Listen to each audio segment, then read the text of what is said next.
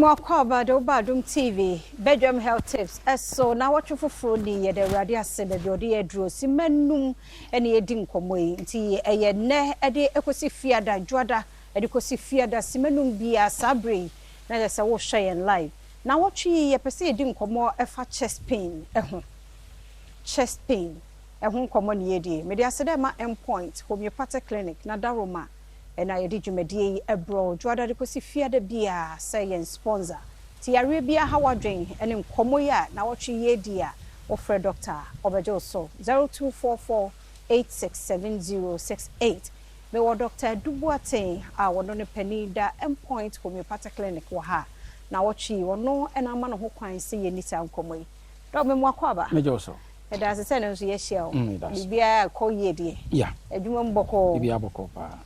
Now what you see any common for chest pain ho. Chest pain and angina. And no air condition but say normal pain and I was severe one severe say bebre no ano enipa da se ni woto na bibia hawa eni kwa sa obo eye wo ya. Na nkomo we say has been adia I think about 3 weeks ago adwumakuo bi eto omo sa frɛ me omo eko workshop na moto omo sa frɛ me no omo ka be medical checks na me have a talk with them. Na de me hu ye no say medical checks no mo ye no me ka se ka me ye akoma. Okay. Omo so ye omo ye young ntini. Iti mo omo simple exercise. Say there 20 minutes omo nko jogging. Unim say by 5-10 minutes no obi aso na akoma. Nipa no ntimi kura movie. Within by 5-10 minutes no nipa no aso na obi also 30 years 25 ne ebi wo 40 years no na koma chese ebi asizi breath kra home no emma ama ne boy tin e ho na CEO ne ka che me say me very experienced ti men check o makoma better no me hu say o we chest pain we ebia enye normal better no me hu nti e wo say bibi say si a mi tu ho anamo de e me wo hu ne say chest pains no etimi actually different medical conditions. Okay.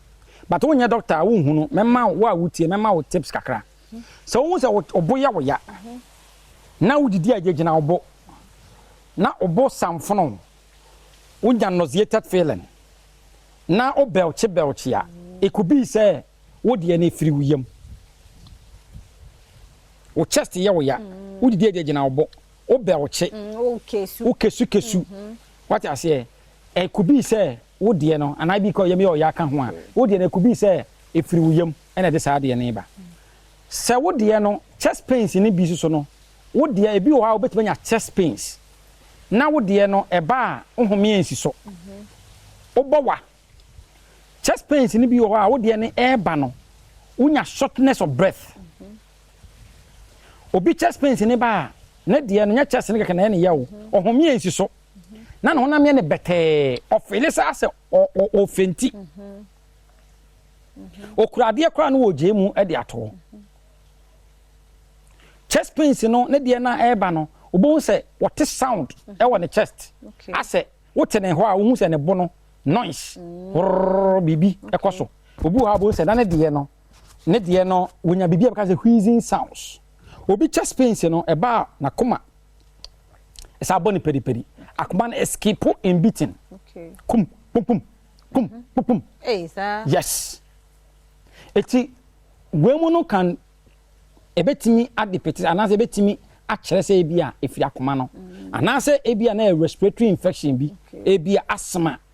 Ena ebia ede obi awo yi anase bronchitis. Chese respiratory infections. Ana respiratory disease bi ewo ho ena de sa oha ona ba eninti ebedi pen se de wakoma ne nemo de mepa che nyina se what once ya obete se obo eye wo ya na obo no ho mi esi so na wo se honam nyina ya obete obu okra oforo ba bia o nante ana se yipo age se obre na che se homi no o struggle ana se obi okra no a o twa mika na so oforo staircase ya je se che se wagene ba bia so asomu ansa na wagina e could be say wakoma na hoden no asase se ehede ehba fom it we mu ne the sign ya ebetuma hunu se enye se obo ne ye oyakeke ada science bi wakoma ball na wo ye mu show na honam ye obete na fifiri asase se tew na se wo feeling restless na wo se fifiri bi tew eno no betuma kire wo se wan hwe ya akoma no ena na ho oden de eba fo okay ene ye beto so nyame ya adom a ochena that's right enti we ya ye di ho nkomo yi ene nyarewa bia no ye bowura endpoint ya number ne ye 0244 86 70 68 0244 86 70 68 yeah that's it Dr. Dubois na wote ne nka no nyame ya adom a ochena se nkwa ho den wo ho a ye be se hia